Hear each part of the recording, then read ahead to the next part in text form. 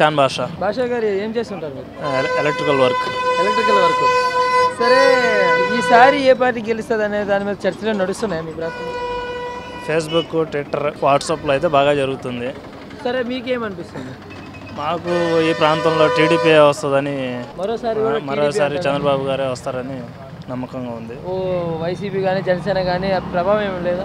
ప్రభావం అయితే ఏమీ లేదు. అంటే టీడీపీ వస్తుందని మీరు కాన్ఫిడెంట్గా చెప్తున్నారు. కొన్ని వార్తలు ఏంటంటే మరి టీడీపీకి ఈసారి అవకాశాలు తక్కువ, సీఎం కుర్చీలో కూర్చునేది జగన్మోహన్ రెడ్డేనా? ఎందుకంటే ఆయన వెనకాల కేసీఆర్ గారు ఉన్నట్టున్నారు, నరేంద్ర మోడీ గారు ఉన్నట్టున్నారని వార్తలు వస్తున్నాయి.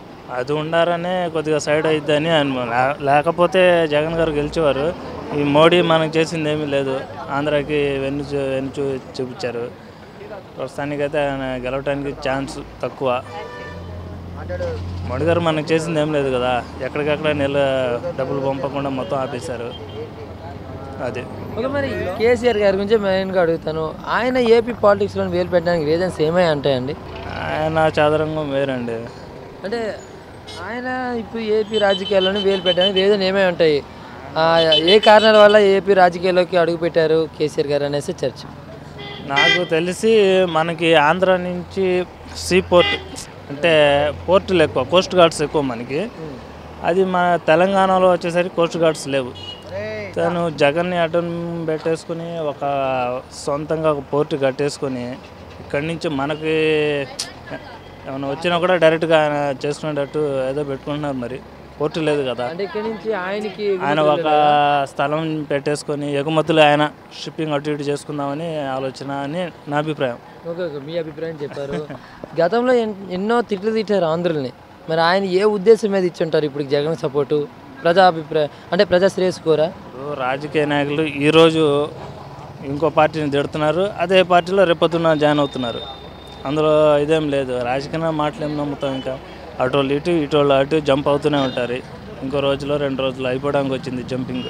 మరి ఈయనే బాబు గారే వస్తారు మళ్ళీ అని మీరు అన్నారు. 100% ఏ మేరకు చేసి పెట్టారు ఆయన?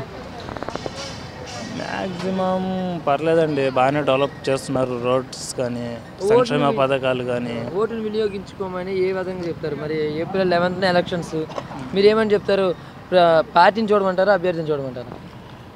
పార్టీని చూడమని చెప్పను. ఎవరికి నచ్చితే వాళ్ళు వేసుకుంటారు. ఎవరికి సంక్షేమ పథకాలు వాళ్ళకి నచ్చినాయి, వాళ్ళు ఏ గవర్నమెంట్ వాళ్ళు లాభపడ్డారు వాళ్ళనే వాళ్ళు వేసుకుంటారు. కొంతమంది కాంగ్రెస్ వేసుకుంటారు, కొంతమంది వైసీపీకి అలా వేసుకుంటారు. ఏమంటారు? ఏది చూడమంటారు మీరు? ఒక ఓటర్కి ఏం చెప్తారు మీరు? అది మనం చెప్పకూడదండి. అంటే ఒక పార్టీని చూడండి. నేను కూడా ఇప్పుడు ఎవరికి వేస్తున్నాను అనేది చెప్పకూడదు. ప్రస్తుతానికి ఆయన అయితే ఇతనికి ఓటేయమని మీరు చెప్పకండి. అది ఎవరికి వేస్తున్నారని కూడా నేను అడగను.